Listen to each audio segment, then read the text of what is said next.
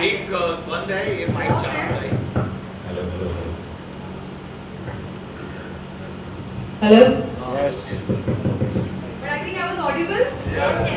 Hello So I'll continue. So मैं ये कह रही थी कि हमारे देश की जो संस्कृति है, हमारी जो लेगेसी है, ये बहुत ही तो इसी विषय पर आज बहुत सारी चीज़ें और बहुत इन्फॉर्मेशन हम आपके साथ शेयर करने वाले हैं।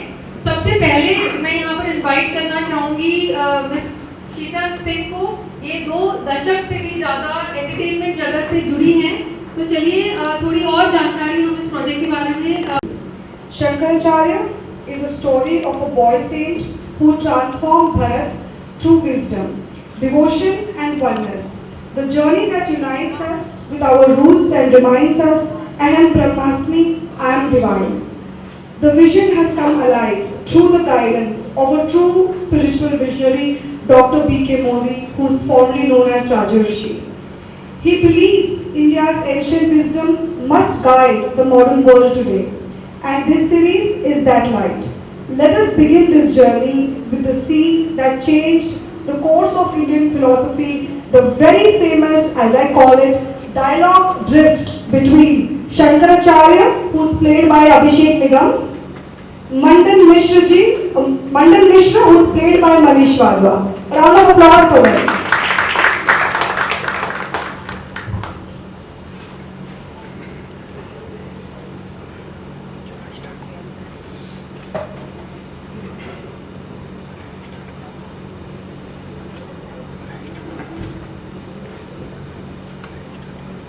सार केवल कर्म कांडों तक सीमित नहीं, बल्कि परम सत्य अर्थात शुद्ध चेतना को जानने में वेदांत कर्मों से परे उस सत्य, उस चेतना को जानने के लिए प्रेरित करता है, जो हमारे अस्तित्व का मूल है, जो अद्वैत है।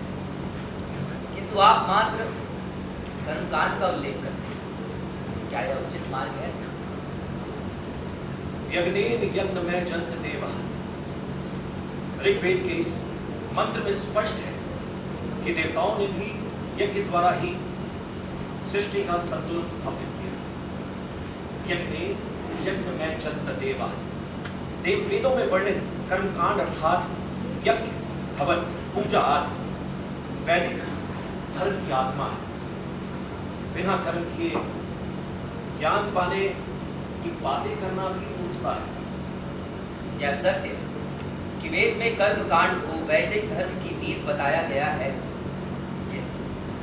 ये भी कहा गया है कि प्लवा येते यत्रिता यज्ञ उपा, अर्थात भले ही यज्ञ, हवन, पूजा से आरंभ करना आवश्यक है, परंतु जीवात्मा की मुक्ति की दिशा में अंतिम चरण ज्ञान ही है। अच्छा, कर्म के बिना ज्ञान संभव नहीं। एक बालक पहले अक्षर ज्ञान प्राप्त करता है, उसके पश्चात ही वेदों के सबूत को समझता है। क्या कोई बिना पूजा, हवन, यज्ञ या जप के उस मूल तत्व को जान सकता है? यदि ये व्यर्थ होते हवन या जप, तो ऋषियों ने वेदों में इनका विधान क्यों लिखा? यदि निराकार ब्रह्म ही सत्य है, फिर ये सारे पूजन अनुष्ठान क्यों? कहीं आप वेदों में वर्णित 4 पुरुषार्थ अर्थात धर्म, अर्थ, कर्म, मोक्ष को व्यर्थ घोषित करने का प्रयास तो नहीं कर रहे? आचार्य, कर्म बीज है, देश है, और मैं इन चारों पुरुषार्थों को अवस्था मानता हूँ, जो चेतना के परिपक्व होने तक ही आवश्यक है। जब तक मन संसार की वस्तुओं पर टिका है, उसे अनुशासित करने के लिए प्रतीक चाहिए, इसलिए हवन पूजन का विधान है। किंतु सच्ची साधना तब होती है जब प्रतीक भी छोड़ दिए जाए। जैसे दिया केवल तब तक जलता है जब तक सूर्य का प्रकाश नहीं आ जाता। सूर्य के आने पर दिए की आवश्यकता समाप्त हो जाती है। वस्तुतः आपके कहने का अर्थ ये है कि हम हाथ पर हाथ धरकर बैठे रहें और मुक्ति की कल्पना करें। ये आलस्य से भरी पलायनवादी विचारधारा है। आचार्य, कर्म व कर्मकांड में बंधना उचित नहीं। आप वेदों का केवल बाहरी रूप देख रहे हैं, मात्र एक पहलू मान रहे हैं, किंतु उसके मर्म की उपेक्षा कर रहे हैं। कर्मकांड सांसारिक जीवन के लिए सहायक है, किंतु क्या वो परम सत्य है? वेदों का उत्तर भाग अर्थात उपनिषद या वेदांत स्पष्टतः कहता है कि आत्मा का ज्ञान होने ही हमें पता चलता है कि संसार माया है। केवल ज्ञान की चर्चा करना यथार्थ से पलायन है। मानव जीवन में धर्म और अर्थ का भी उतना ही महत्व है। यदि हम केवल आत्मज्ञान की ओर बढ़े और कर्म को छोड़ दें तो समाज में क्या होगा? ऋषियों ने भी कहा है कि धर्म और अर्थ एक दूसरे के पूरक हैं। कर्म द्वारा अर्जित पुण्य ही मोक्ष का मार्ग प्रशस्त करते हैं। धर्म और अर्थ आवश्यक है, किंतु क्या ये अंतिम सत्य है? एक व्यक्ति कितना भी धर्म के अनुसार व्यवहार कर ले, पर यदि वह आत्मा के ज्ञान से दूर है, तो क्या वह वास्तव में पुनर्जन्म की प्रक्रिया के पार जा सकता है, मोक्ष पा सकता है? यदि केवल यज्ञ और हवन मोक्ष दिलाते हैं, तो वेदांत में ज्ञान का प्रसंग ही क्यों मिलता है? धर्म और अर्थ आत्मा को जानने का साधन है, तो आत्मा की पहचान होना ही लक्ष्य है। क्या आपने संसार में बिना कर्म के जन्म लिया? अच्छा, क्या आपके अद्वैत ने भोजन कराया था, या आपके सन्यास ने आपको जीवित रखा इस संसार में? केवल बातों से ज्ञान का प्रदर्शन करना संभव है, परंतु जीवन में सांसारिक दायित्वों को निभाते हुए उसका पालन करना असंभव है।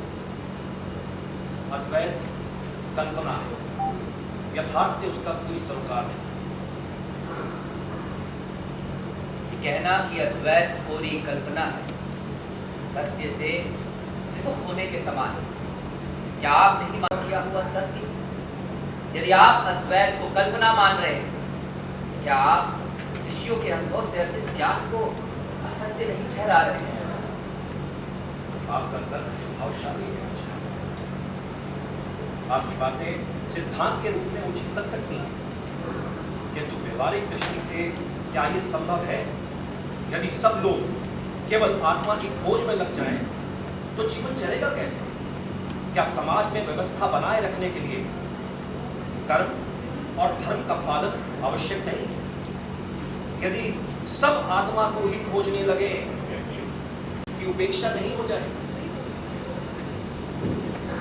यदि कोई घर बनाने के लिए नींव खोदता रहे और कभी निर्माण का कार्य न करे, तो क्या वह घर कभी बनेगा?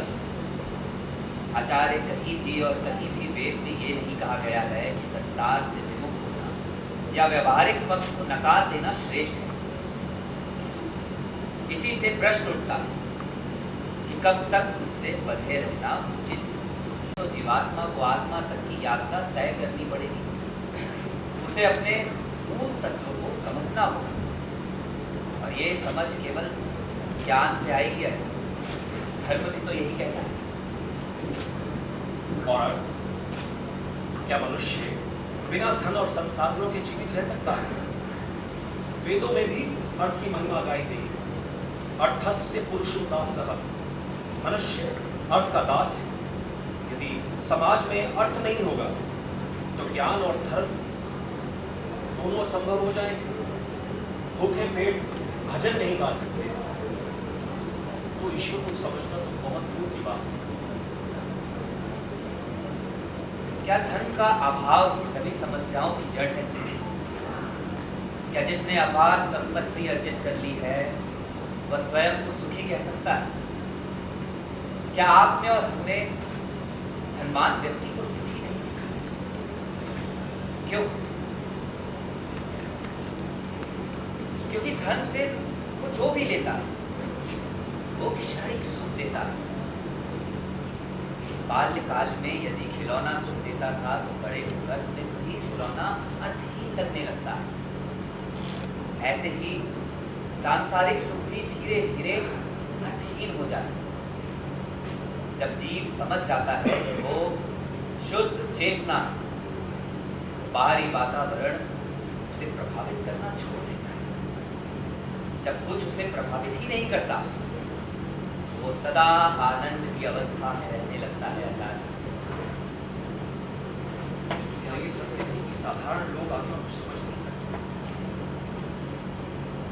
उनके लिए क्या साधन है? वे कर्म करें या ना करें, क्या उनका उद्धार संभव है? कर्म के साथ साथ आत्मचिंतन। एक समय आएगा जब साधारण मनुष्य को अनुभव होगा कि सांसारिक सुख क्षणिक है, किंतु सुख की इच्छा क्षणिक नहीं। तब उसके भीतर उस सुख को ढूंढने की इच्छा जागेगी जो सदा रहे। यहीं से उसके भीतर ज्ञान प्रवेश करेगा। अंततः वो उस अवस्था में पहुंचेगा जहां उसके मन से भेद मिट जाएगा और प्रकृति के साथ एक हो जाएगा। यही अद्वैत है। तो इस सत्य का अनुभव कैसे किया जा सकता है? इसका उत्तर बहुत सरल है। क्या आप जब सोते हैं तो स्वप्न देखते हैं? हाँ। और जब आप जागते हैं तो क्या तब भी वो स्वप्न देखते हैं? नहीं। जब आप सो रहे थे तब सपना आपको सच लग रहा था। दोनों अवस्थाओं में जो सत्य लगता है वह बदल जाता है। तो क्या यह परम सत्य हो सकता है? क्योंकि आत्मा तो नित्य है, बदलती नहीं। ऐसे ही एक तीसरी अवस्था, गहरी नींद की अवस्था। कई बार जागने के बाद हम कहते हैं मैं गहन निद्रा में था, मुझे कुछ भी ज्ञात नहीं। वस्तुतः ये वो अवस्था होती है जहां ना जागरण है, ना स्वप्न, ना कोई विचार है और ना ही कोई इच्छा। फिर भी हम अस्तित्व में बने रहते हैं। अद्वैत कहता है जब मन, इंद्रियां और संसार सब शांत हो जाते हैं तब भी मैं बना रहता। यही बताता है कि हमारी सच्ची पहचान शरीर या मन नहीं है, बल्कि शुद्ध चेतना है। और ये सत्य अनुभव पर आधारित है, ना कि पूरी कल्पना। आपका उत्तर संतुष्ट है। मैं अपनी पराजय स्वीकार करूंगा और जैसा कि शास्त्रार्थ का नियम था, मैं वेदांत को अपनाने के लिए तैयार हूं और शंकराचार्य का शिष्य बनने के लिए। वास्तव में यह एक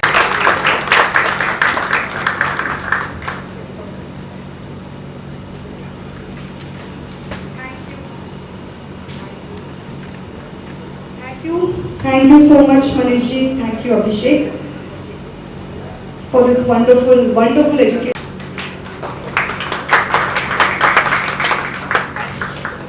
So we shall move ahead to the next.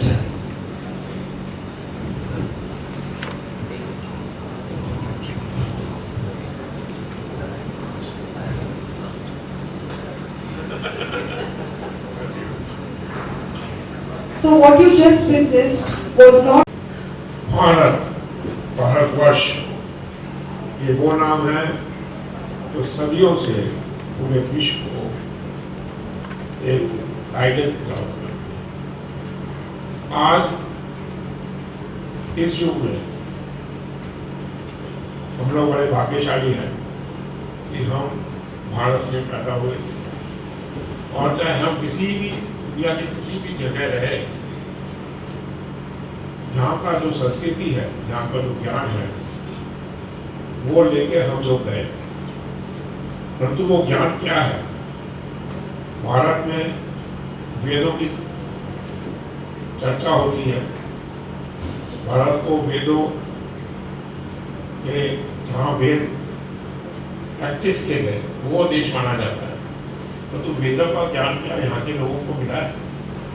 यहाँ के पंडितों को, यहाँ के जो लीडर्स हैं धर्म से, क्या वो वेदों को पढ़ते हैं, उनको समझते हैं? ये चीज़ मुझे बचपन से मेरे दिल में चोट लगा कि जो देश इतना ज्ञानी है, इतना उसका इतिहास है, तो वो क्यों अभी भी एक पिछड़ा देश बना है? कब आएगा वो समय जब भारत एक अग्रणी देश में गिना जाएगा और दुनिया को राह दिखाएगा, ना कि दुनिया की राह जो दूसरे दिखाते हैं उस पर चलेगा? ये जो चेंज है उसका समय आ गया, और ये आज से नहीं, ये प्रेडिक्शन हो गया था बहुत पहले।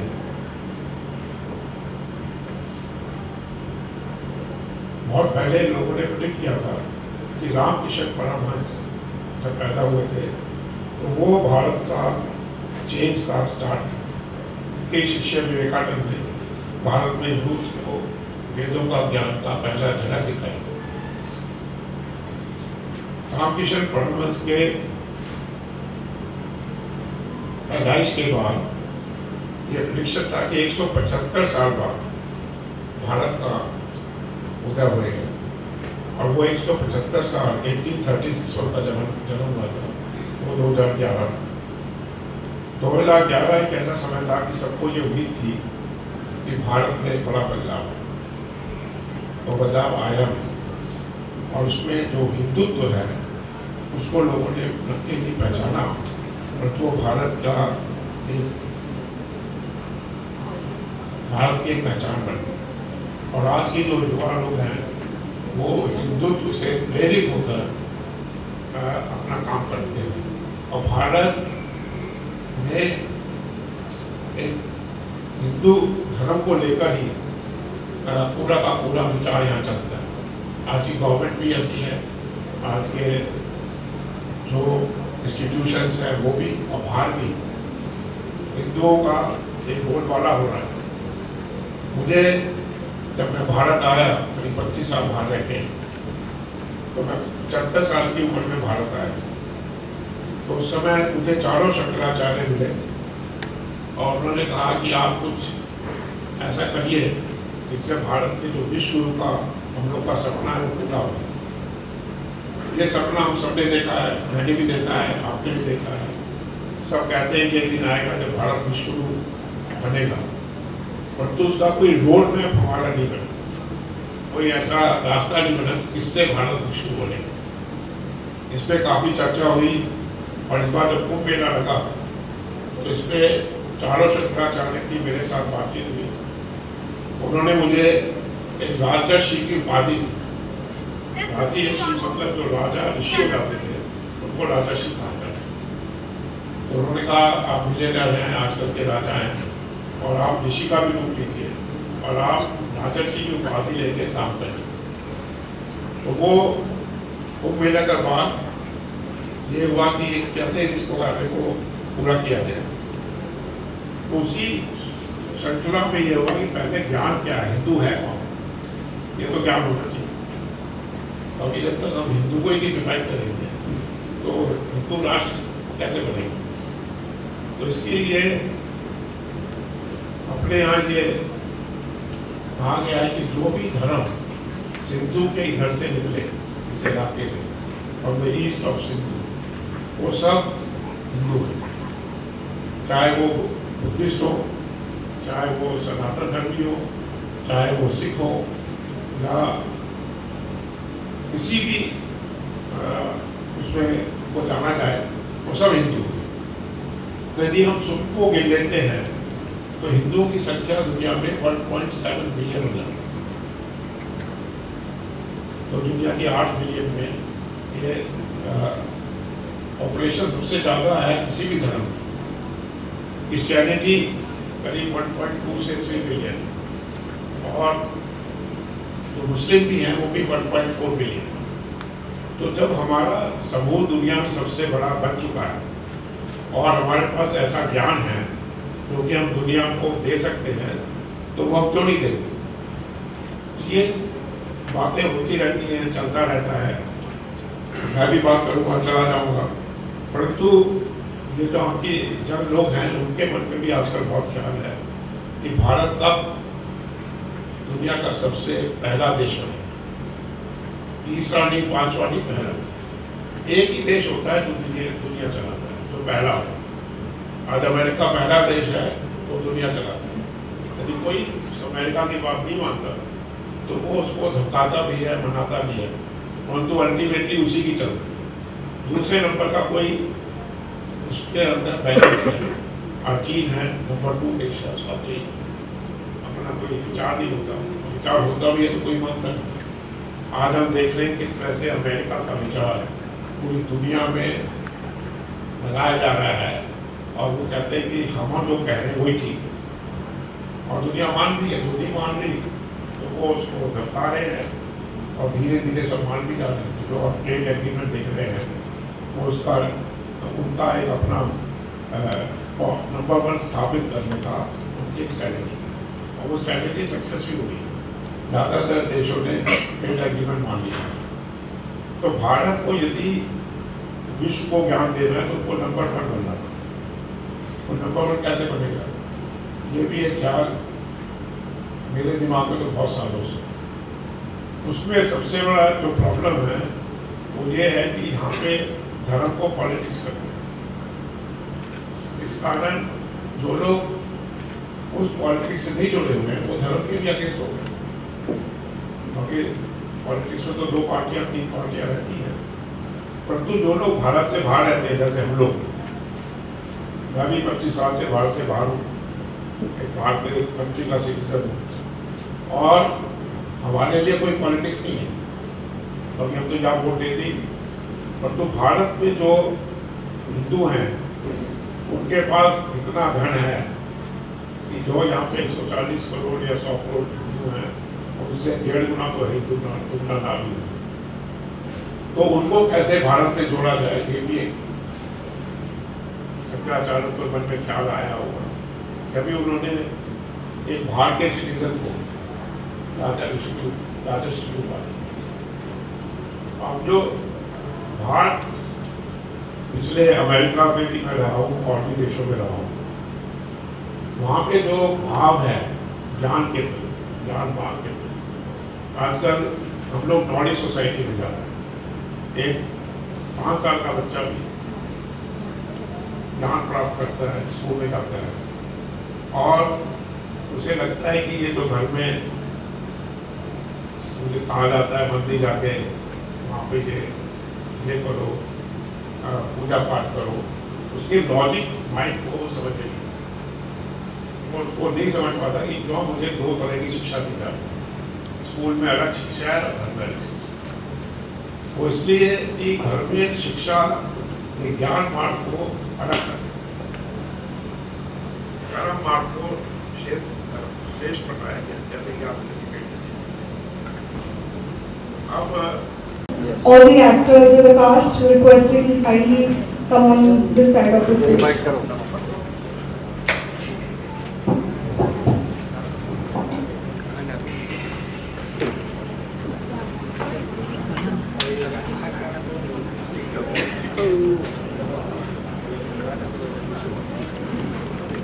आप लोग बताइए यहाँ।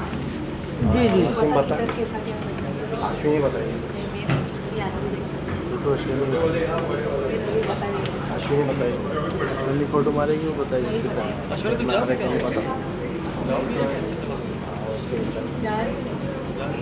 अपना आगे सीढ़ी वाली छुप जा रही है सीढ़ी पे बिठा दिया स्टेशन के बाहर ही मारो खत्म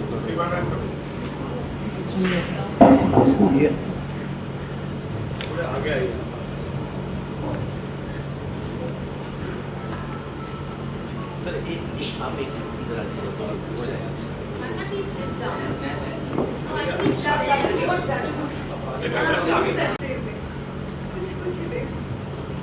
ये लुक सेंटर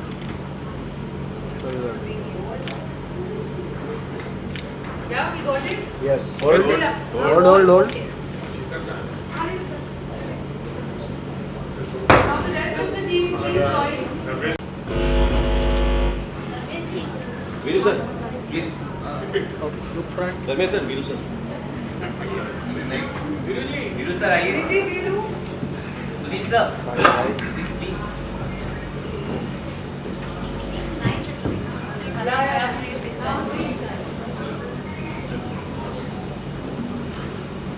ये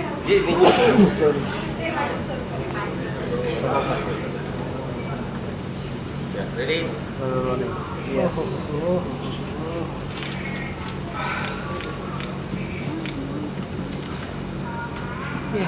okay thank you thank you hold hold hold hold ये उलुलु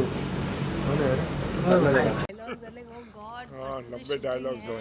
I'm doing since last 6 months is this only reading अच्छा। this bit. But damn good. कि वो भाषा में मतलब पता लगता है ना कि The इसको समझ के बोल रहे हैं। और also kindness in the tone ना. Yeah. Very- Came out very well। Thank you so much. Thank you. I'm glad now. हाँ, Very नहीं happy. नहीं अच्छा है ना पूरा आपका सीरियल ही आप It's your exactly. It's yours. सारे डायलॉग्स आपके तो कैमरा में चाहे सवाल कहीं से भी आए, सबसे पहला सवाल डॉक्टर मोदी से पूछना चाहेंगे कि ये जो प्रोजेक्ट है इसके पीछे की जो आपकी सोच है, जो विजन है, वो प्लीज सबके साथ शेयर कीजिए।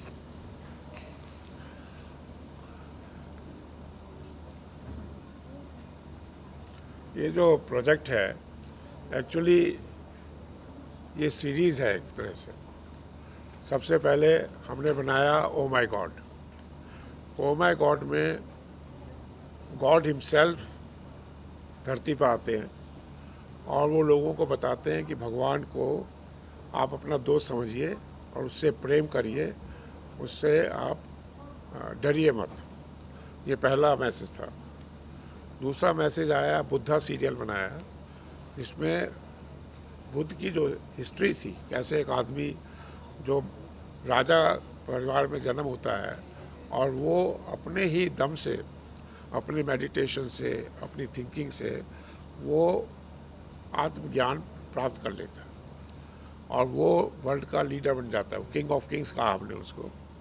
तो वो हमारा सेकंड सीरियल था जो कि वर्ल्ड वाइड बहुत पॉपुलर हुआ। दोनों ही पॉपुलर हुए, ओ माय गॉड भी हुआ और बुद्धा भी हुआ। ये जो सीरियल है ये उन दोनों के बिना नहीं बन सकता था। तो ये पहले भगवान कौन है समझना जरूरी है, फिर बुद्ध को भी समझना जरूरी था। बिकॉज जब आदि शंकराचार्य आए तो भारत में बुद्धिज़्म आ चुका था और इसलिए ये जब कहानी शुरू होती है वो सारनाथ से शुरू होती है। तो सारनाथ में जब कुमारिल भट्ट जाते हैं तो वहाँ पे उनको लगता है कि ये बौद्ध लोग क्यों यहाँ पे हावी हो रहे हैं हिंदुओं पे। तो वो स्टडी करने जाते हैं तो वहाँ पे बुद्ध लोगों को भी बहुत अभिमान हो गया था। तो उन्होंने सोचा कोई ऐसा मनुष्य आएगा तो सबको साथ लेगा, जिसमें कि हिंदू बुद्ध जितने भी धर्म हैं सब साथ आएंगे। और इसके लिए उन्होंने कहा कि जब तक वो नहीं आएंगे मैं चिता पे बैठा रहूँगा। उनका पूरा शरीर जलने लगा, बल्कि यहाँ तक वो जल गए थे। और जब आदि शंकराचार्य का, शंकर का जन्म हुआ, तो Shankar is a series after Buddha. और शंकर जो है वो आदि शंकर बने क्योंकि he was the first one. अभी भी 4 मठ बने हुए हैं, शंकराचार्य हैं, बट शंकर का जो ये स्टेज जो आपने देखी वो शंकराचार्य तक है। फिर वो बाद में लास्ट स्टेज पे जाके वो जगत गुरु आदि शंकर बन जाते हैं। फिर वो जगत गुरु बन जाते हैं, फिर वो शंकराचार्य नहीं रहते, वो जगत गुरु हो जाते हैं। वो इस सीरियल का लास्ट स्टेज है। तो इसलिए ये जो सीरियल है, अब इसके बाद क्या, जैसे मैंने कहा कि एक सीरीज़ में काम हो रहा है, तो इसके बाद आज की तारीख में जो हिंदू धर्म को समझा जा रहा है और जो हिंदू धर्म के बड़े बड़े मंदिर हैं, उसमें सबसे जो बड़ा मंदिर है, इसमें कहते हैं लाखों करोड़ों का ट्रेजर है, वो है पद्मनाभ स्वामी टेम्पल। और वहाँ पे सदियों से वो एक ऐसा टेम्पल है जो दुनिया में सबसे ज़्यादा रिच टेम्पल है और इसलिए उसको भी स्टोरी सुनाना ज़रूरी है। तो ऐसे बहुत सी भारत में चीज़ें हैं जिनको सुनाना ज़रूरी है। बट सबसे जो बड़ी चीज़ है जो सुनना ज़रूरी है कि भारत विश्व गुरु कैसे बने। वो हमारा लास्ट प्रोजेक्ट होगा और वो जो प्रोजेक्ट होगा वो ग्लोबल होगा, क्योंकि विश्व गुरु मतलब ग्लोबल गुरु, नॉट भारत का गुरु। उसके लिए पूरे विश्व के जितने भी हिंदू हैं वो सब उसमें सहयोग देंगे। तो वो बनेगा अमेरिका में, क्योंकि अब आपने सुना होगा कि प्रेसिडेंट ने अमेरिका ने कहा है यदि अमेरिका में कोई चीज़ आपको बनानी है या रिलीज़ करनी है तो अमेरिका में ही बनना चाहिए। तो वो हमारा स्टूडियो बनेगा अमेरिका, बिकॉज वो विश्वगुरु का स्टूडियो जो बनेगा।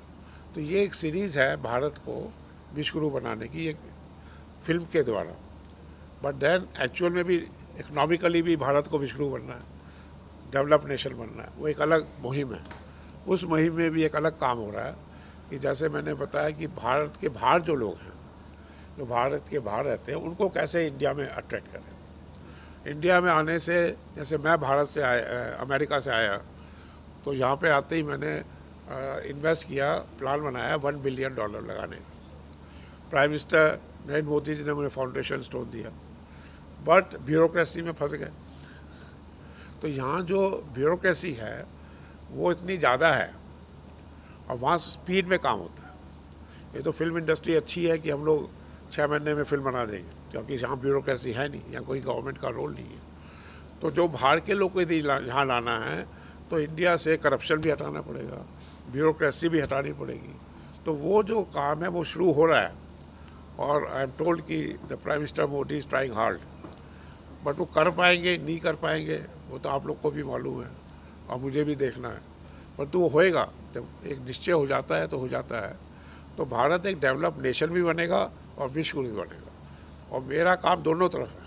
I am making a big investment इन भारत, पहले भी किया मैंने, और हम नई टेक्नोलॉजी ला रहे हैं कि जो आप बिल्डिंग यहाँ पे 2 साल 3 साल में बनती है, मैं देख रहा हूँ बॉम्बे में, वो प्री फैब टेक्नोलॉजी हम ला रहे हैं, उसमें साल 1.5 साल में बन जाएगी। तो इसीलिए नई टेक्नोलॉजी के साथ भारत जो है डेवलप नेशन बनेगा, और नए थिंकिंग के साथ भारत विश्वगुरु बनेगा। दोनों ही होना ज़रूरी है, और मेरा जो काम है दोनों तरफ हो रहा है।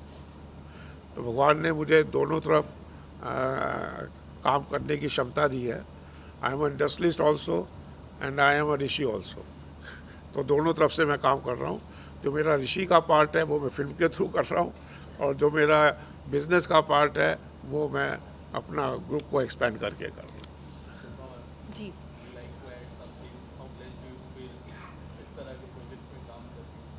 मेरे लिए एक्चुअली ये ड्रीम कम ट्रू है। मुझे जब पता चला, मैं बिग बॉस के घर में थी जब मुझे कास्टिंग डायरेक्टर का मैसेज आया था, और जब मैं बाहर आई तो मैंने मेरे फ़ोन देखे, मैंने कहा this is fabulous, I want to do it.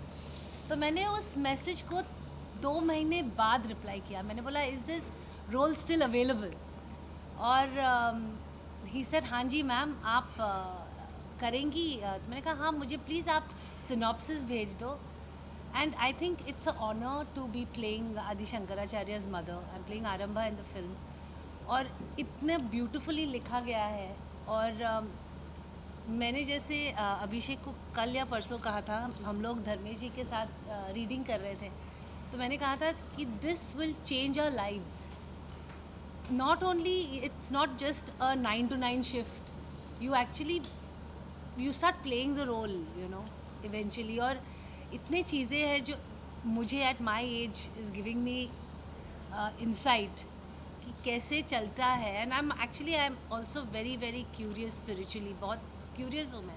तो this answering a lot of questions also, so I am very excited and I feel fully blessed. आपको सबसे पहले मैं पहचानी जो लुक है आपका, उसके बारे में थोड़ा बताइए। जब ये प्रोजेक्ट मैंने पहली बार देखा, मुझे पहली बार बुलाया गया, तो मैं बिल्कुल झूठ नहीं बोलूँगा, मैं बिल्कुल ही अनभिज्ञ था इस बात से, मुझे कुछ भी नॉलेज नहीं थी। जब मैंने इसको पढ़ा, मुझे समझाया गया और मैं समझा, तब बस मुझे एक ही चीज़ का अफसोस था कि मुझे इसके बारे में पता क्यों नहीं था। क्योंकि एज अ यूथ, जिस एज में मैं हूँ फ़िलहाल, हम अपनी जनरेशन में बहुत सारे सवालों से गुज़रते हैं, और आज की तारीख में जिस तरह से भी माहौल है हमारे आसपास, हमें सीखने की बहुत ज़रूरत है, जो शायद हमारे बुक्स में हमें कभी नहीं मिला।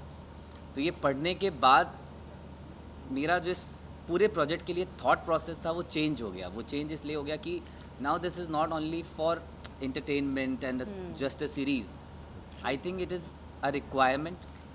और मुझे ऐसा लग रहा है कि मैं इतने बड़े काम का हिस्सा बन रहा हूँ और मेरे ज़रिए अगर ये बात मुझे जानने वाले लोगों तक और उनसे ज़्यादा लोगों तक पहुँच रही है तो मेरे लिए इससे बड़ी सौभाग्य की बात नहीं हो सकती। और इस कैरेक्टर के अंदर जाने से पहले मैं अपने आप को यही सोच रहा था कि इससे मैं लूँगा क्या, और मेरे पास इतनी सारी चीज़ें थी लेने के लिए, सीखने के लिए, जिन्हें मैं शायद अपनी ज़िंदगी के साथ भी हमेशा आगे रखने का पूरा प्रयास करूँगा। तो अभी तो बस ये प्रोजेक्ट्स अब हम शुरू करने जा रहे हैं और काफ़ी दृढ़ निश्चय है, काफ़ी सारी तैयारियां हैं और कोशिश करेंगे कि हम सर की उम्मीदों पर और सबकी उम्मीदों पर खरे उतरें और इस प्रोजेक्ट को द बेस्ट वन बनाएं।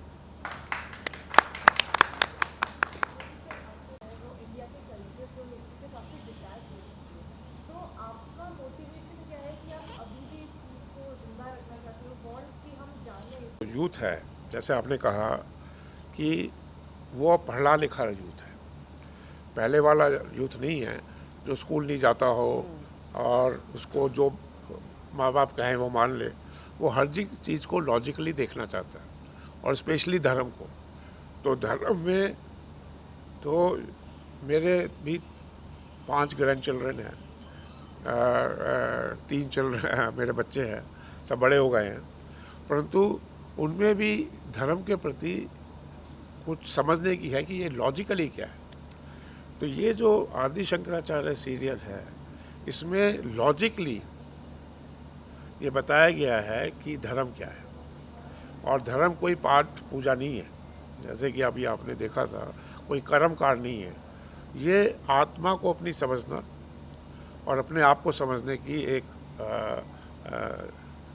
किस तरह से है, वो उसके लिए एक रास्ता दिखाएगी। तो ये हर यूथ आजकल लॉस्ट है, बिकॉज उसको माँ बाप समझा ही नहीं सकते, क्योंकि माँ बाप को खुद धर्म का कोई ज्ञान नहीं है और उनके ग्रैंडफादर वगैरह को भी ध्यान नहीं है, मुझे भी नहीं था, क्योंकि जो हमें हिंदू धर्म प्रैक्टिस किया जा रहा है आज की तारीख में, वो अद्वैत को ना करके द्वैत है। उसमें भगवान अलग है, आप अलग है। इसमें अद्वैत वेदांत है, इसमें आप और भगवान एक है। तो अपने यहाँ लिखा जाता है सत्यमेव जयते। सत्य की जो परिभाषा है वो कुछ भी हो सकती है। अमेरिका क्योंकि लिखता है in God we trust, America में ये नहीं लिखता कि सत्यमेव जयते। अमेरिका के डॉलर में लिखा जाता है इन गॉड वी ट्रस्ट। मेरी ये इच्छा है कि भारत में भी अपने नोट पे लिखा जाए कि हम भगवान पे विश्वास करते हैं। ये जो कहानी लिखी जाती है सत्यमेव जयते, इसको तोड़ मरोड़ के लोग फ़ायदा उठाते हैं। तो इसलिए हमें भगवान पे भरोसा करना चाहिए। और मुझे ओ माय गॉड में भी यही था कि आप अपने पे भरोसा करें और भगवान पे भरोसा करें। इसलिए मेरी प्रेस की तरफ से सरकार से गुजारिश भी है कि भारत के जो नोट होता है, ये 1 रुपये का नोट, 5 रुपये का नोट, वो एक गवर्नमेंट का डॉक्यूमेंट होता है। जब अमेरिका वाले लिख रहे हैं इन गॉड वी ट्रस्ट, तो क्यों नहीं भारत में हम लिखें जो हम असली में करते हैं ट्रस्ट। अमेरिका से भी ज़्यादा यहाँ पे लोगों में ट्रस्ट है भगवान पे, तो क्यों नहीं हमारी सरकार नोट पे लिखती है कि हम भगवान पे विश्वास करते हैं। उससे एक मैसेज आएगा सारे लोगों को कि ये वो देश है जो भगवान पे विश्वास करता है। मेरा आपसे कुछ सवाल था, कहीं ना कहीं हमें पता चल रहा है आपका एक ऑब्जेक्टिव है। मैं लोकल पॉलिटिक्स में नहीं, मैं ग्लोबल पॉलिटिक्स है। 2 तरह की पॉलिटिक्स होती है, एक होती है ग्लोबल पॉलिटिक्स, एक होती है लोकल। लोकल में भी 2 तरह की होती है, एक होती है सेंट्रल पॉलिटिक्स, एक होती है स्टेट पॉलिटिक्स। स्टेट पॉलिटिक्स में भी 2 तरह की पॉलिटिक्स है, एक है स्टेट इलेक्शन, एक होते हैं पंचायत के इलेक्शन। तो पॉलिटिक्स डिफरेंट लेवल पे होती है। ये जो नीचे की पॉलिटिक्स है वो कोई पॉलिटिक्स नहीं है, इसका कोई असर नहीं है दुनिया में। जो असली असर है वो ग्लोबल पॉलिटिक्स का है, और इसलिए मैं ग्लोबल पॉलिटिक्स को समझता भी हूँ और उसमें इन्वॉल्व भी। और इसलिए ये जो बन रहा है ट्रेड एग्रीमेंट, कुछ कल मुझे मिले थे कुछ लोग, मैंने कहा इसको आप क्यों नहीं ख़त्म करते, क्यों नहीं इंडिया और यूएस के बीच में ट्रेड एग्रीमेंट हो रहा है। क्या चाह रहा है यूएस? वो यही चाह रहा है कि आप अपनी मार्केट खोल दें, हम अपनी मार्केट खोल दें। अभी भारत में एक्सपोर्ट 4 टाइम्स होता है इंपोर्ट से, तो अमेरिका क्यों अलाउ करेगा ये? तो इसलिए जो ग्लोबल पॉलिटिक्स है उसको यहाँ लोग समझते नहीं। और ये जो आप बात कर रहे हैं दुनिया में कितनी भाषाएं हैं? आप भारत की भाषाओं की बात करते हैं, आप दुनिया में तो 200 से ऊपर भाषा है, तो वहाँ क्या वाद विवाद नहीं होता है? तो उस वाद विवाद का कोई मतलब नहीं है। असली मतलब है डेवलपमेंट और भगवान पे विश्वास। यदि भगवान पे विश्वास हो तो डेमोक्रेसी होती है, नहीं तो कम्युनिज्म है। कम्युनिज्म और डेमोक्रेसी का जो मेन फ़र्क है वो वही है कि भाई आप भगवान पे विश्वास करते हैं कि नहीं करते। यदि आप भगवान पे विश्वास करते हैं तो मनुष्य को विश्वास करते हैं, इसलिए सबको एक वोट दी जाती है कि सभी भगवान के द्वारा बनाए गए हैं। तो इसलिए democracy is basis is trust in God, and India is a democracy. तो why don't we trust in God? Why don't we trust in our selves? और क्यों नहीं हम ये देखते? मैं कईयों को कहता हूँ कि महाभारत में क्यों पांडव जीते, क्या कारण था? तो कहते हैं साहब, वो जो भगवान कृष्ण थे वो अर्जुन के रथ पे बैठे। क्यों बैठे अर्जुन के रथ पर? क्यों नहीं उन्होंने जाके दूसरे जगह बैठे? क्योंकि जब दोनों पथ उनके पास गए तो एक तरफ उन्होंने कहा मेरी पूरी आर्मी है, एक तरफ उन्होंने कहा मैं खुद हूँ। तो उसने कहा मैं तो भगवान पे विश्वास करता हूँ, मेरे लिए आप भगवान हैं, आप मेरे साथ रहिए। इसलिए उनकी विजय हुई। तो किसकी विजय हुई? जो आदमी भगवान पे विश्वास करता है। आज भी वही हो रहा है। आज अमेरिका की जो विजय हो रही है इसलिए नहीं हो रही कि अमेरिका में कोई अकल ज़्यादा है या वो ज़्यादा ज्ञानी है या जो ज़्यादा काम करते हैं, परंतु वो भगवान पे विश्वास करते हैं। और जो भगवान पे नहीं विश्वास करते वो काम पूरा ही नहीं करते, आधे में छोड़ देते। अब ये सीरियल मैं 10 साल से बनाने की कोशिश कर रहा हूँ। यदि मैं भगवान पे नहीं विश्वास करता, हो सकता है मैं 8 साल बाद छोड़ देता, तो वो पूरा ही नहीं होता। तो यदि हम भगवान पे विश्वास करते हैं तो हम कह रहे हैं विश्व में हम नंबर 1 बनेंगे, तो बनेंगे। हो सकता है 10 साल लगे, हो सकता है 20 साल लगे, परंतु विश्वास तो करेंगे ना। सबसे बड़ी चीज़ है भगवान पे विश्वास करना, तभी अपने पे विश्वास आएगा। तो ये बहुत ज़रूरी है। तो ये जो आपका क्वेश्चन है, ये कोई छोटे मोटी चीज़ों में नहीं उलझना है, बड़ी चीज़ सोचनी है। भारत को दुनिया का नंबर 1 देश बनाना है। आपने विश्वास की बात की, जहाँ विश्वास होता है वहाँ अंधविश्वास भी होता है, लेकिन कहीं ना कहीं अंधविश्वास भी है। तो जो अंधविश्वास फैला रहे हैं लोग, ऐसे लोग काफ़ी जो धर्म का नाम खराब कर रहे हैं, उनसे कुछ कहना चाहेंगे या लोगों से कुछ कहना चाहेंगे? अरे भारत में जो कहते हैं मैं विश्वास है, उनको ही नहीं विश्वास है। वो आप कह रहे हैं ना भारत में विश्वास है, वो विश्वास वालों को कोई विश्वास नहीं है। वो कोई विश्वास नहीं करते। वो विश्वास करते हैं कि मंदिर में जाके चक्कर लगा लेंगे। वो ये नहीं सोचते भगवान है, सूर्य भगवान है। वो भगवान के नाम पे ढोंग करते, पूरा वो चल रहा है। ये मैंने बहुत लोग हैं जो मैं देखता हूँ भगवान पे विश्वास है, वो भगवान पे विश्वास नहीं करते। वो भगवान के नाम पे जो लोग भगवान के ठेकेदार हैं उन पे विश्वास करते। वही तो ओ माई गॉड बनाई थी पहली। ओ माई गॉड 1 में क्या था? यही था कि भगवान के ठेकेदार आपको कहते हैं कि हम भगवान को रिप्रेजेंट करते हैं। तो ना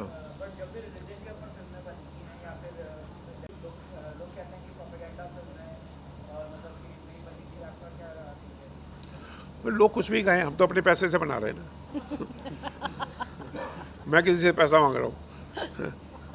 मैं जो काम करता हूँ अपने दम से करता हूँ, अपने पैसे से करता हूँ। मैं कोई फिल्म इंडस्ट्री तो हूँ नहीं। यदि कोई मुझे कहे ये फिल्म इंडस्ट्री का ट्रेंड है, मुझे ट्रेंड से क्या लेना देना? मेरा अपना ट्रेंड है। आज मैंने यहाँ पे स्टेज पे डायलॉग करवाए, उन्होंने कहा साहब ये कोई करता नहीं है, पहली बार आप कह रहे हैं कि यहाँ पे डायलॉग होने चाहिए इनके।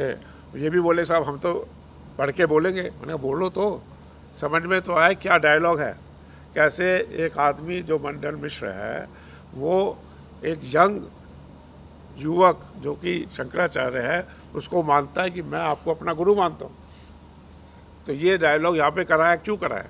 ये कभी इंडस्ट्री में हुआ है? तो मैं अपने मन से चलता हूँ ना। मैंने पहले कभी किसी की सुनी ना। मैं तो पहली बार मोबाइल फ़ोन लाया, लोगों ने कहा था मोबाइल फ़ोन कैसे चलेगा। अभी मैं बहुत सी मेरे जीवनी की जो आप देखेंगे इंटरनेट पे चेक कर लीजिए, मेरी सारी न्यू इंडस्ट्री में लाया हूँ भारत में, और अभी भी ला रहा हूँ। तो इसलिए मैं अपने मन से चलता हूँ। मुझे ना किसी की फ़िक्र है, ना मेरे ऊपर कोई सरकार है, क्योंकि मैं यहाँ का सिटीज़न ही नहीं हूँ। तो मुझे मोदी सरकार क्या कर सकती है? What can they do? ना मैं यहाँ की सरकार से 1 रुपया लेता हूँ, ना इसका बैंक से मेरे पास कोई पैसा है ही नहीं मेरे पास, और मुझे ला के देते तो पैसा बाहर निकाल देता हूँ। मेरे ऑफिस में, मेरे घर में 1 पृथ्वीराज रोड है, एकदम centre of the next to prime minister है, पर वहाँ पे किसी मिनिस्टर को, किसी सेक्रेटरी को, किसी गवर्नमेंट आदमी को आने की इजाज़त नहीं है मेरे घर में।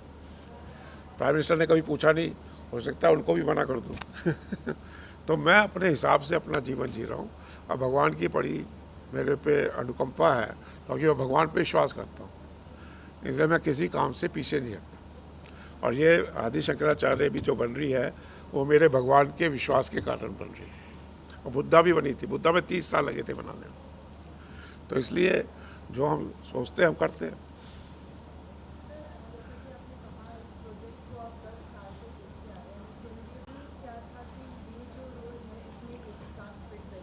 देखिए वो मेरा नहीं है, वो डायरेक्टर साहब कहलाते हैं, खास डायरेक्टर। मेरा उसमें कोई रोल नहीं है मैं इनको भी नहीं जानता, ना इनको जानता हूँ। मेरा जो फोकस है वो स्टोरी पे है और कंटेंट में है। मैं इसलिए ही जो कंटेंट है उसको वॉच करता हूँ। आज भी कुछ गलतियाँ थी तो मैंने बुला के डायरेक्टर बताया कि ये कंटेंट ठीक नहीं है जो आपने बुलवाया। तो मेरा फुल फोकस कंटेंट पे है, क्योंकि असली चीज़ है जो कंटेंट होता है वो लोग सुनते हैं, चाहे कोई भी एक्टर हो। और यदि कंटेंट स्ट्रांग होगा, स्टोरी स्ट्रांग होगी, तो एक एक्टर बन के बाहर निकलेगा ही, और बड़े बड़े एक्टर फेमस होंगे।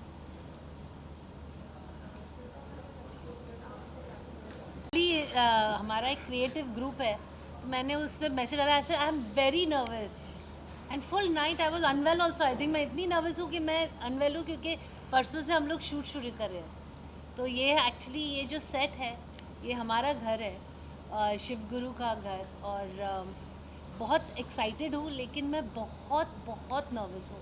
एंड मैंने जैसे धर्मेश जी को कल कहा था कि sir I am going to be like clay, you mold me the way you want in this character.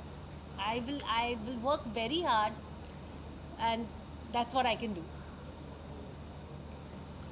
माता श्री ने जब बोली दिया है तो मेरे बोलने का कोई फायदा नहीं है बोल दो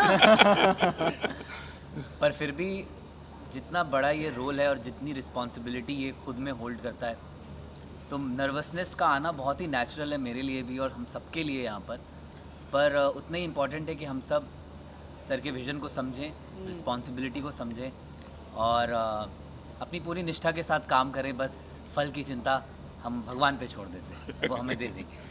तो या आई am very excited and very happy. Done, okay.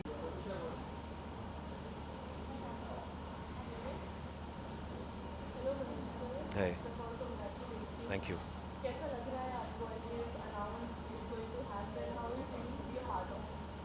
मैं एक्चुअली इसका पार्ट पिछले साल ये मुझे इन्होंने बुलाया था, तो मैं एक वेब सीरीज़ कर रहा हूँ जिसमें मैंने बाल ग्रो किए थे, तो इनको चाहिए था फिर से। तो मैंने कहा, धर्मेश जी भी बोल रहे थे कि विग लगाकर वो काम नहीं होगा, वैसा नहीं होगा, तो शायद ही इसीलिए थोड़ा सा डिले हो गया ये मेरे लिए। तो मुझे तो बहुत ही अच्छा लग रहा है कि मैं इसका पार्ट बन गया, वरना मैं सोच रहा था कि ये चीज़ मुझसे मिस हो जाएगी। और मेरी हमेशा कोशिश होती है कि मैं ऐसी चीज़ों में जुड़ा रहूँ, काम करूँ। देखिए, मंडन मिश्रा के बारे में मुझे लगता है तकरीबन सभी लोग जानते हैं। मतलब मैं आज की बात करूं तो शायद नहीं पता, लेकिन अगर मैं कहूं तो मंडन मिश्रा को जितने ब्राह्मण्स हैं वो अपना बिल्कुल हाथ जोड़ते हैं उनके सामने, क्योंकि उन्होंने बिल्कुल गृहस्थ आश्रम को पहले रखा, सब कर्मकांड करते हुए, सारी चीज़ें गृहस्थ में रहते हुए, सन्यासी ना बनकर इस पथ पर चलने की कोशिश की। तो सबसे पहले उनका ये है। उसके बाद जब उनका सरोकार शंकराचार्य से हुआ तब उन्हें समझ में आया, और ऐसी बहुत सारी चीज़ें हमने तो इसमें एक छोटा सा मैं बताऊं कि ये जो बहुत लंबा लग रहा हो आपको, उसके बावजूद ये बहुत लंबा है। ये कई दिनों तक शास्त्रार्थ चला था, जब आपका गिव एंड टेक होता है कि आपकी एक एक बातें खुलती हैं कि अच्छा ऐसा नहीं तो वैसा। तो ये आज की जनरेशन मुझे भी समझने को बहुत कुछ मिला। तो मंडन मिश्रा के लिए ही मैं वेट कर रहा था कि मुझे कुछ ऐसा मिले जहाँ मैं जो हमेशा गुरु करता रहा हूँ, तो शिष्य का रोल भी मुझे मिले।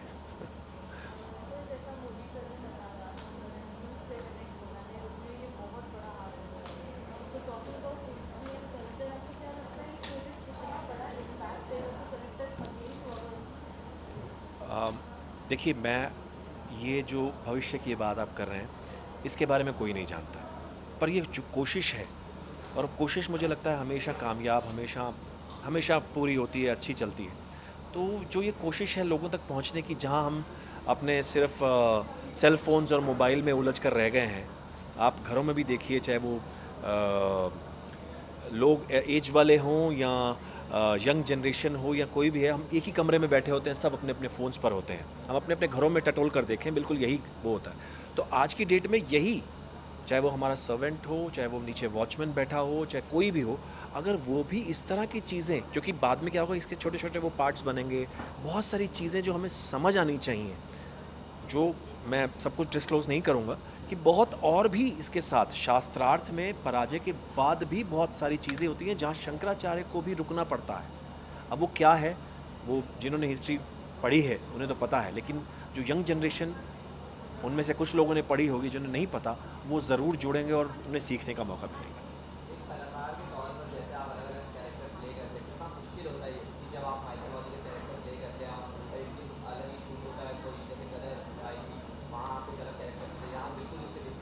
जी, मैं आपको बताऊं, मैं अगर ये सोच के करूंगा तो मैं कुछ नहीं कर पाऊंगा। मुझसे ये भी किसी ने पूछा कि अरे तुम चाणक्य भी कर चुके हो, फिर श्याम सिंह रॉय में भी पंडित किया था, अभी राजपुरोहित भूल भुलैया में भी किया, अब फिर से एक पंडित। तो मैंने उनसे बहुत एक छोटी सी बात कही, अब वो 6 तरह के जनरल हों, 6 तरह के पंडित हों, 6 तरह के कोई भी हों, हर किसी का व्यक्तित्व अपना है। तो मुझे उस रोल के व्यक्तित्व में, उसका जो है उसमें जाना है। मुझे वो मुश्किल है या सरल है उसके बारे में सोचने लग गया तो मुझे स्विच होने में बहुत टाइम लग जाएगा। बस उस रोल में रहूँगा तो शायद मैं वो कर जाऊँ।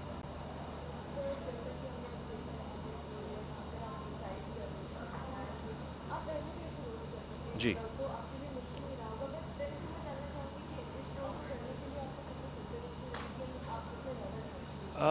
नर्वस मैं आपको सच बता रहा हूँ, मैं नर्वस अपना हर शॉट देते वक्त होता हूँ। चाहे मैंने कितना भी काम कर लिया हो, उसी तरह का कर लिया हो या ना भी किया हो, मेरे लिए वो हमेशा मेरे जीवन का पहला शॉट होता है। तो वो नर्वसनेस तो मेरे में हमेशा रहती है। अगर वो मैं रह गया कि अरे मुझे तो सब आता है, तो वहाँ मेरे साथ गड़बड़ हो जाएगी। तो वहाँ वो सीखने की जो प्रक्रिया है, तो वो जो सीखने की प्रक्रिया में करते करते नेचुरली, यानी लाइन्स, जैसे आपने रिसाइट अभी कहा, लाइन्स तो लिखी होती हैं, लेकिन आपको जब हम परफॉर्म करते हैं वो लगना नहीं चाहिए कि हम वो पढ़कर बोल रहे हैं, कि हमें पता है कि हम क्या बोलने वाले हैं। जैसे मैं अभी जो बातें कर रहा हूँ आप नहीं जानते हैं और मैं भी नहीं जानता हूँ कि मैं क्या बोलने वाला हूँ। बस उसी तरह से वो कैरेक्टर भी होता है, वो लगने भी बिल्कुल वैसे लगे। तो मुश्किलात उस तरह से वैसे हावी नहीं होती, बस नर्वसनेस कह सकते हैं आप, लेकिन उसको आसानी से कर जाए तो वो बहुत स्पॉन्टेनियस लगता है।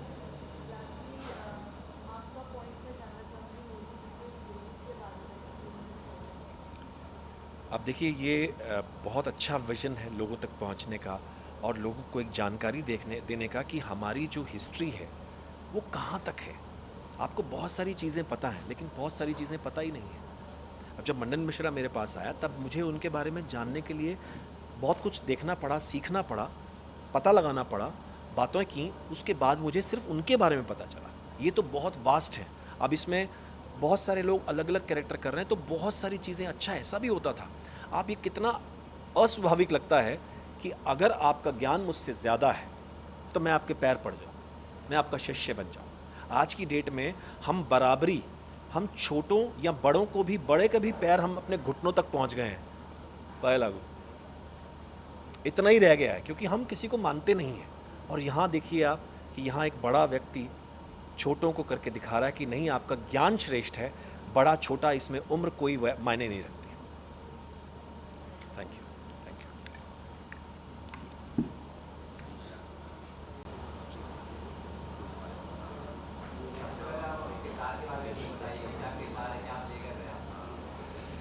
आई एम प्लेइंग शिव गुरु, शंकराचार्य के फादर।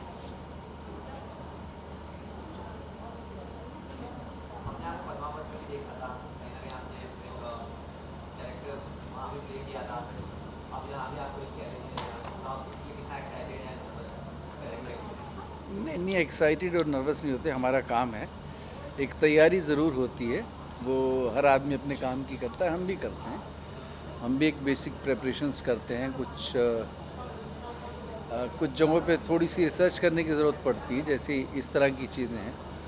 शंकराचार्य तो एक बहुत ही मतलब हमारी जो आध्यात्मिक हिस्ट्री रही है उसमें बहुत बड़ा नाम है वो।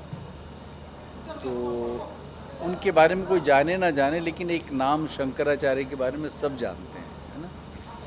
तो उनके फादर को प्ले करना तो डेफिनेटली एक बड़ा इम्पोर्टेंट काम है। आप जानते हैं उनके पिता के बारे में? अच्छा, उनकी शादी के काफ़ी सालों बाद तक उनके यहाँ कोई बच्चा पैदा नहीं हुआ था। तो वो शिव जी के बहुत बड़े भक्त थे। तो उन्होंने बहुत सारे व्रत उपवास अनुष्ठान करते रहे वो, एंड फाइनली फिर एक दिन उनके सपने में शंकर जी ने आके कहा कि क्या चाहते हो, ये साइड की मुझे बच्चा चाहिए। तो इस साइड की बच्चा मिल जाएगा, लेकिन उसके लिए थोड़ा तुम्हें 2 चीज़ों में से एक को चूज़ करना होगा। तुम्हें एक बहुत ही ऑर्डिनरी दिमाग वाला, साधारण ज्ञान वाला बच्चा चाहिए जो कि बहुत लंबा जिएगा, या बहुत ही एक्स्ट्रॉर्डनरी बड़ा ओजस्वी बालक चाहिए जो उसकी आयु बहुत सीमित होगी, बहुत लिमिटेड एज तक जिएगा, लेकिन कमाल करेगा उसमें। तो चूँकि शिव गुरु तो खुद इतने डिवोटी थे उनके और आध्यात्मिक आदि पुरुष थे वो, तो उन्होंने कहा कि ज्ञान ही सत्य तक पहुंचने का एक मात्र साधन है, तो ज्ञानी होना चाहिए बालक जैसा भी। तो वो जैसे, तो ही सेड कि एक्सेप्टेड, तथास्तु। जब शंकराचार्य पैदा हुए, जब वो 5, 6, 7 साल के हुए, तो वो उन्होंने फिर अपने करिश्मे दिखाने शुरू किए। तो उस वक्त वैष्णव और शैव को लेकर, वैष्णव मतलब विष्णु जी को मानने वाले, शैव जो कि शिव जी को मानते हैं, तो उनको लेकर बहुत बड़ा एक विवाद रहता था हमेशा ही। तो मतलब झगड़े की नौबत आती थी, आमने सामने से उनके टकरा भी जाते थे लोग, तो लड़ने लगते थे। और तो वो 6-7 साल का बच्चा वहाँ भी पहुँच गया था। एक बार बहुत एक्सट्रीम पे झगड़ा चल रहा था, तब वहाँ जाके उन्होंने बताया कि इस झगड़े का कोई मतलब नहीं है, और क्यों नहीं है मतलब उन्होंने जो समझाया, तो उसके बाद से उनका झगड़ा ख़त्म हो गया था। तो उनके जो फादर थे शिव गुरु, तो धीरे धीरे उनकी चिंताएं बढ़ने लगी कि अब ये अभी से ऐसे करने लग गया तो बहुत जल्दी मुझे छोड़ के ना चला जाए। तो वो कुछ साल के बाद वो लगातार इस टेंशन में रहते थे कि जाने वाला है ये, फिर कोई बहुत बड़ा काम करते थे फिर डर जाते थे। एंड फाइनली कुछ साल के बाद वो उनकी डेथ हो गई थी। शंकराचार्य बच्चे ही थे तभी। तो वैसे उनकी एक जर्नी है।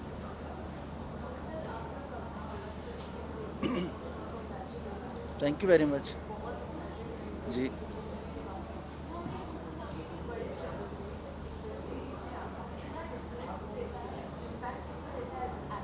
कुछ नहीं होता। जैसे आप बड़े कैमरे पे इंटरव्यू कर लें इस या छोटे पे करें, तो क्या आपके लिए क्या फ़र्क होगा? मेरे लिए भी कोई फ़र्क नहीं। हमें क्या रिकॉर्ड कर रहे हैं उससे मतलब नहीं होता। ये एक टेक्नोलॉजी है। थिएटर में जैसे जो दूर बैठा देख रहा है उसको मैं हमेशा दूर से ही दिखूंगा, बट वो कैमरा जो है कभी भी आपको यहाँ से कैप्चर कर लेगा, यहाँ कर लेगा, यहाँ कर लेगा। डिफरेंट मैग्नीफिकेशन से, है ना, 50 तरह की मैग्नीफिकेशन से आपको कवर करता है। तो टेक्नोलॉजी का डिफरेंस है, और एक्टर अपने आप को उस तरह से ट्यून करता है। जब आप क्लोजअप कर रहे हैं तब क्या कर रहे होंगे, और जो थिएटर है वो आप सब जगह तक अपनी आपको बात पहुंचानी होती है ना। टेक्नोलॉजी का फ़र्क है, वो आपको धीरे धीरे आपको चीज़ें समझ में आ जाती है। तो हमारे लिए कोई फ़र्क नहीं होता।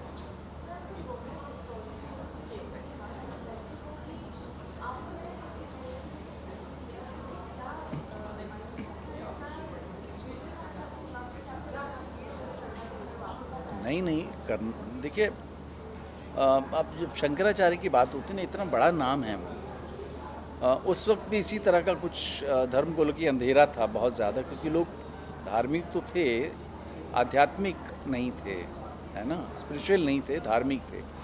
और आजकल भी है वो बहुत ज़्यादा चीज़, है ना, कि हमारा रिलीजन, हमारा धर्म जैसे हम हिंदू की बात करते हैं, सनातन की बात करें, हमारा कोई रिलीजन नहीं। धर्म जो शब्द है इसका मतलब है ड्यूटी, कि वहाँ पे आपने ये किया तो आपका क्या धर्म बनता था, आपको ये करना चाहिए। धर्म में एक्चुअली ड्यूटी है, कोई रिलीजन नहीं है। तो आज भी इतने सारे सेक्ट्स हैं जो कहते हैं कि एक फिक्स उनकी फ़िलासफ़ीज़ हैं कि आप ऐसा करें तो ईश्वर तक पहुँचेंगे, ऐसा करें तो, है ना। ऐसा होता नहीं। आपके सर में दर्द है, आप डिस्प्रिन खा लें, कमर में दर्द है तो डिस्प्रिन नहीं खाई जा सकती ना। तो हम लोगों का कुछ लोग मजाक उड़ाते हैं कि यार आप तो 50 देवी देवताओं को मानते हैं, भगवानों को मानते हैं। वो बेसिकली भगवान ही है, एनर्जी का डिफरेंट वो, जैसे दवाएं हैं, बेसिक चीज़ नाम है उसका दवा, लेकिन उसके कितने सारे उसके सेग्रीगेशन है। तो इसके लिए कॉमन सेंस चाहिए। और जो रिलीजन है, आई एम सॉरी टू से, ऐसे कहना नहीं चाहिए, आपको फिक्स कर देते हैं कि ऐसा ही डिस्प्रिन ही खानी है बस, है ना। हम नहीं उसमें बिलीव करते। Thank you very much. आपके नए प्रोजेक्ट के लिए आप प्रोजेक्ट के बारे में बताइए एंड आपके किरदार के बारे में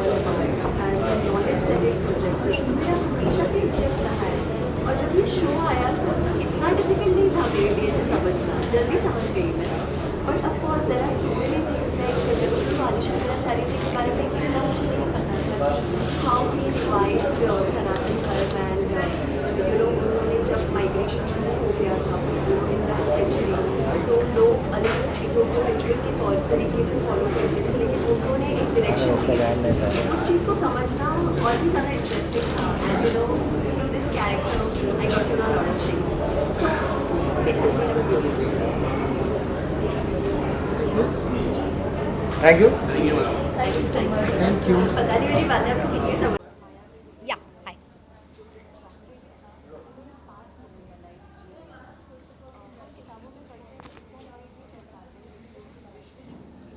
मैं ज़्यादा तो नहीं बता पाऊँगी। Thank you so much.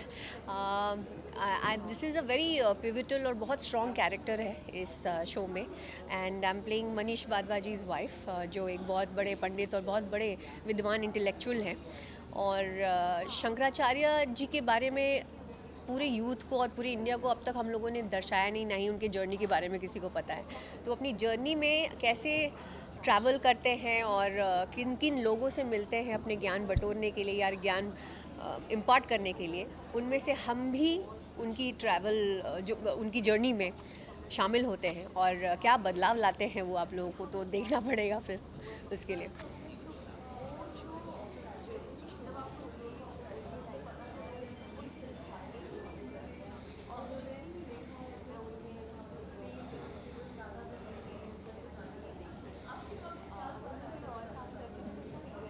मुझे पहले पता नहीं था, जब मैंने हाँ बोल दिया उसके बाद then I came to know that he is playing my husband and I was actually very overwhelmed. I am really feeling fortunate that अब यहाँ आकर पता चल रहा है कौन कौन है, and I am really fortunate to be a part of this show and उनकी वाइफ प्ले करने का मतलब एक ऐसे को एक्टर के साथ एक इतना बड़ा लर्निंग एक्सपीरियंस होगा. So I take it as a good learning experience, not that I am still a learner. तो ये बहुत ही अच्छा एक्सपीरियंस रहेगा उनके साथ काम करके.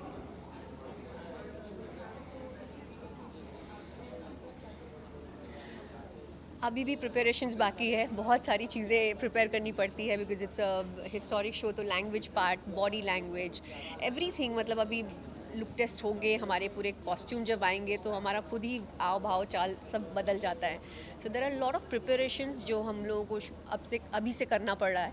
सो health wise and look wise and language part तो है, चल रहा है.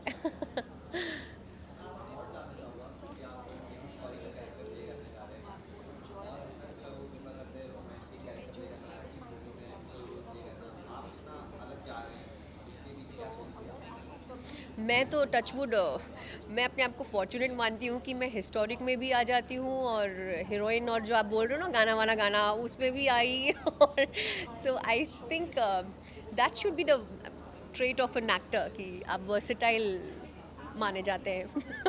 सो and I am really fortunate कि मुझे इस तरह से किरदार निभाने पड़ रहे हैं और जिसमें हर न्यूनेस है. यू नो, कोई भी चीज़ मेरे अब तक के वर्क जर्नी में, प्रोफेशन में मैंने कोई भी चीज़ रिपीट नहीं की है. मैंने कोई भी सास बहू सागा नहीं किया. और अगर माइथो या हिस्टोरिक कुछ किया भी है तो वो भी एक न्यूनेस, न्यू स्टोरी और न्यू जर्नी इंट्रोड्यूस किया है. So I have always been fortunate, मैंने कोई भी चीज़ रेपिटेटिव नहीं की है.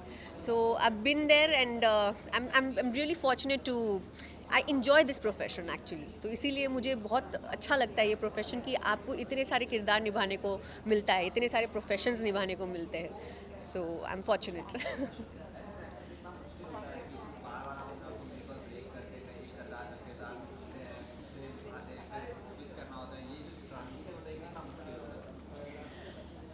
मुश्किल से ज़्यादा मेरे ख्याल से जो एफ़र्ट लगता है ना अपने उस कैरेक्टर पे, आप सुबह उठते हो, आपके दिमाग में वो कैरेक्टर रहता है. There something to do. मेरे को ना स्टैग्नेंट और आइसोलेशन में रहना पसंद नहीं है. अगर मैं कुछ एक किरदार मैंने लिया है, उसकी शूटिंग अगर 7 महीने बाद भी हो रही है, so I start preparing from day 1 only. So be it physical fitness देखा जाए, लैंग्वेज देखा जाए, आपकी स्किन देखी जाए, या जो भी वो जिस एरा का बन रहा है उस एरा को पढ़ने में, उसकी जर्नी को देखने में, तो it's a total homework. So I feel कि ये टाइम वेस्ट नहीं करना चाहिए. अगर आपको एक मिल गया है प्रोजेक्ट तो उसकी प्रिपरेशन शुरू कर देनी चाहिए. सो आई फील ये इतना मुश्किल भी नहीं है. टेलीविज़न में थोड़ा सा मुश्किल हो जाता है क्योंकि आप वही किरदार 2-3 साल तक करते जा रहे हो और उसके बाद अचानक से बंद होता है, तो दूसरा टेलीविज़न शो अगर 4 दिन बाद मिलता है तो आपको स्विच ऑन स्विच ऑफ में थोड़ा सा प्रॉब्लम होता है. अदरवाइज और OTT और फिल्म्स में तो ये सब बात है नहीं. You prepare for the character which is, you make an effort, तो वो बहुत बड़ी बात है.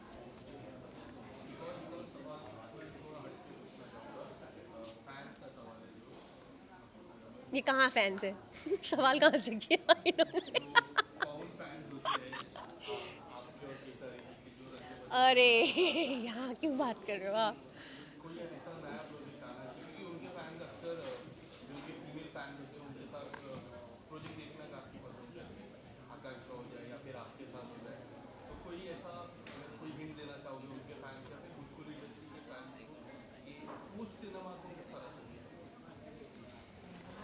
अब देखिए, हर जगह कुछ रेवोल्यूशन आएगा तो ही आप मासेस चेंज कर पाएंगे ना. अगर वो इंडस्ट्री ही अलग है, उस इंडस्ट्री को चलाने वाले इक्का दुक्के लोग हैं जिनसे इंडस्ट्री चलती है. अगर वो खुद रेवोल्यूशन लाएंगे तो वो रेवोल्यूशन होगा और हम कुछ नयापन ला सकते हैं उस इंडस्ट्री में जाकर. तो मैंने जो प्रोजेक्ट्स किए हैं उसमें न्यूनेस था, अचानक वापस वही चीज़ बोलूँगी, और कुछ अलग हटके था जो बाकी हीरोइंस ने उस इंडस्ट्री में शायद नहीं किया होगा. तो अगर कुछ वैसा अपॉर्चुनिटी वापस मिलता है तो ज़रूर मैं करूँगी, और ऑडियंस को कुछ नहीं बोलना चाहूँगी. ऑडियंस खुद बताएंगी कि किनको रखना है, क्योंकि एक्टर्स के हाथ में नहीं होता है कि वहाँ रहे, वो प्रोड्यूसर्स के हाथ में होता है. और अच्छी स्क्रिप्ट का इंतज़ार करते हैं तो आपका वो प्रोजेक्ट होता है. Thank you. हो गया.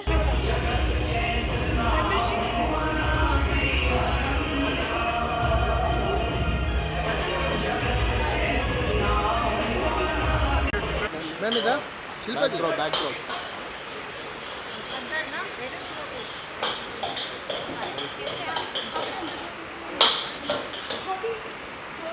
चलो शिल्पा जी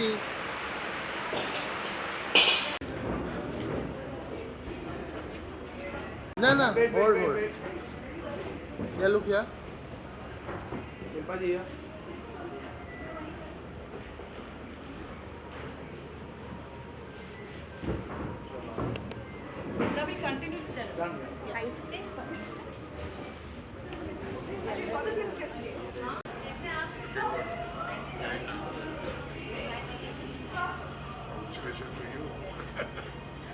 Sir, he's a small. Shankar playing with Paul. Yesterday he cut his hair bald. He was very crying, sir, yesterday. Looking good. आ जाएंगे वापस तो। Is Dr. B.K. Modi smart? He's a producer of this show. Dr.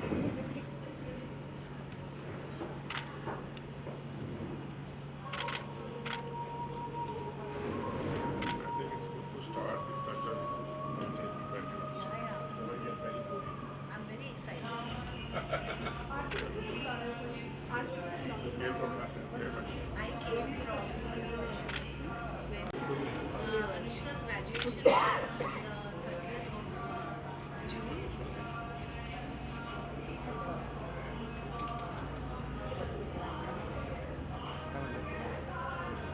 How many chairs? many chairs. बैठेंगे नहीं. Many chairs. He's from USA.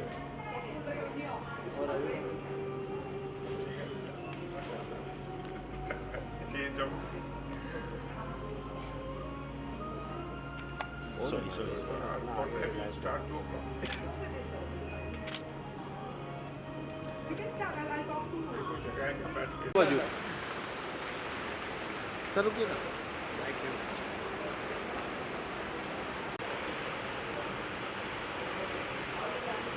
Thank you, sir.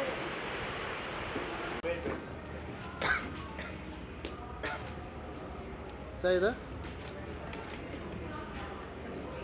Thank you.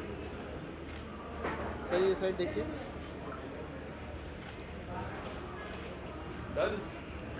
Thank you sir sir जाती जी अंदर जाओ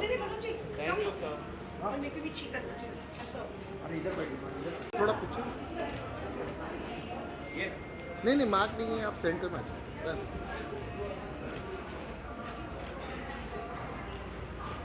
चलो centre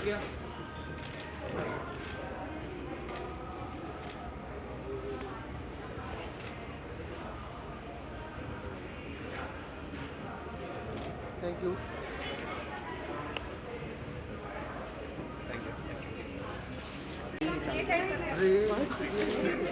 थोड़ा ये है Just give me this paper and just go with Manoj ji. थोड़ा पीछे होते हैं ना यार सर यहाँ पे लेट्स सेंटर लुक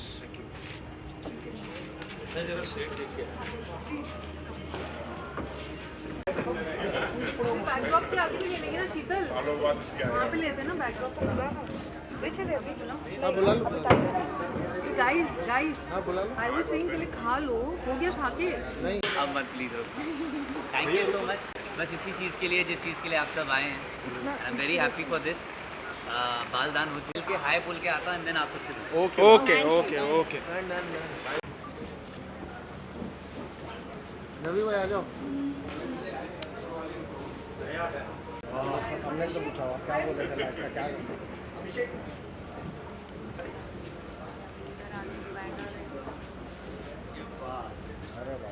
थोड़ा ये साइड है एक जन इधर आ जाइए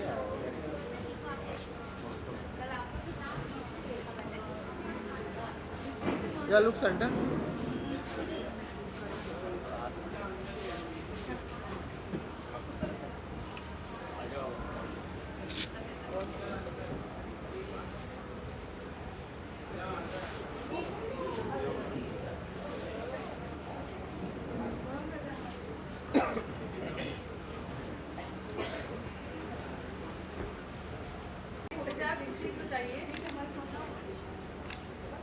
सर लुक सेंटर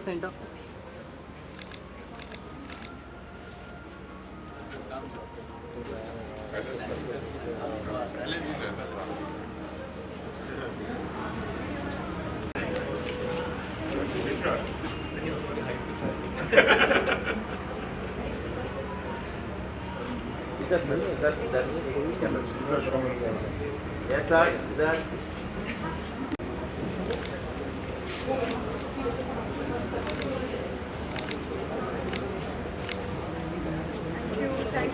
डन। थोड़ा ये साइड आइए। हाँ शिल्पा जी बीच में आइए।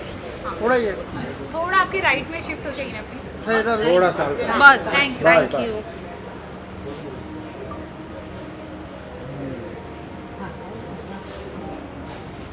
इधर देखिएगा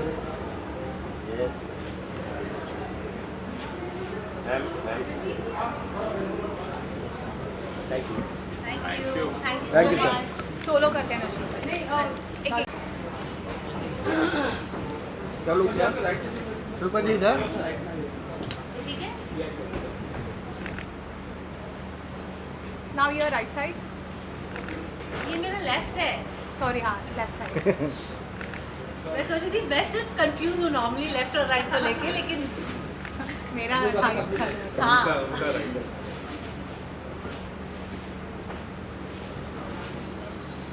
थैंक यू मैम।